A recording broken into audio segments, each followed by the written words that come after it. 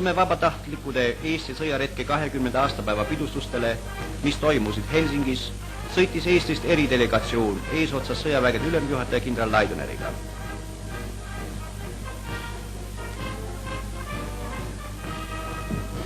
Näeme delegatsiooni liikmeid saabunult jäälõhku ja tasuja pardale, missuguse laevaga teostati ülelahesõit Soome. Delegatsiooni koosseisu kuulusid veel vabadussõjaaegne Viru rinde ülem kindral Tõnisson, Kaitseliidu ülem kindral Orasmaa, Naiskodukaitse esinaine proua Männik ja teisi.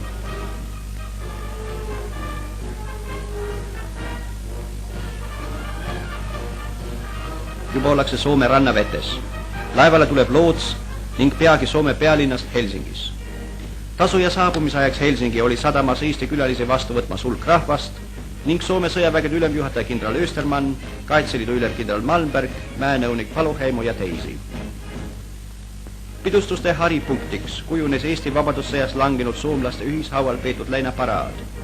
Paraadi tervitas Soome vabatahtlike juhataja Eesti vabadussõjas kindral Vetser ja Eesti sõjavägede ülemjuhataja kindral Laidoner koos Soome sõjavägede ülemjuhataja kindral Östermanni, Kaitseliidu ülema kindral Malmbergi ja professor Louhivooriga, kes oli Eesti abistamise komitee esimees.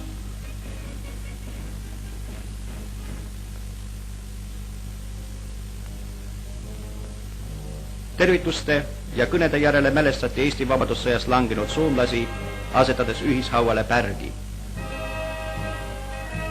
Soome vabatahtlike poolt asetas pärja kindral Vetser.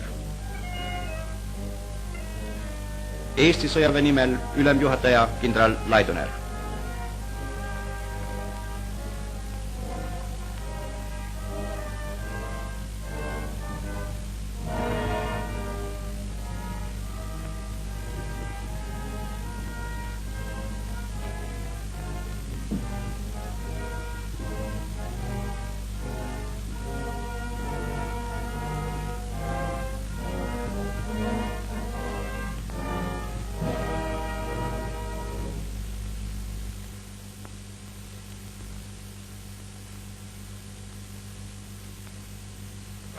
Järgnes paraadimarss. Aukülalistele defileerib Soome sõjaväeüksus.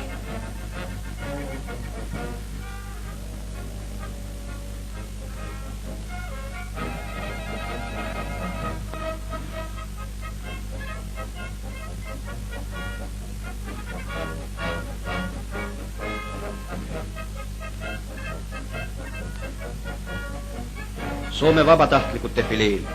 Mehed, kes 20 aastat tagasi vapralt võitlesid meie vabadussõjas.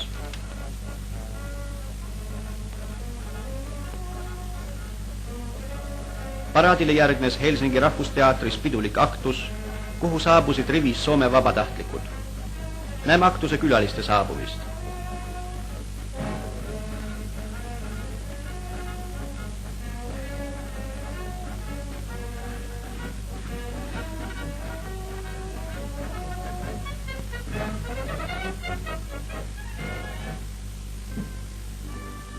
Eestlaste ärasaatmine Helsingist oli vennalikult südamlik ja uuendatud mälestused ühistest võitlusaegadest jäävad kauaks püsima.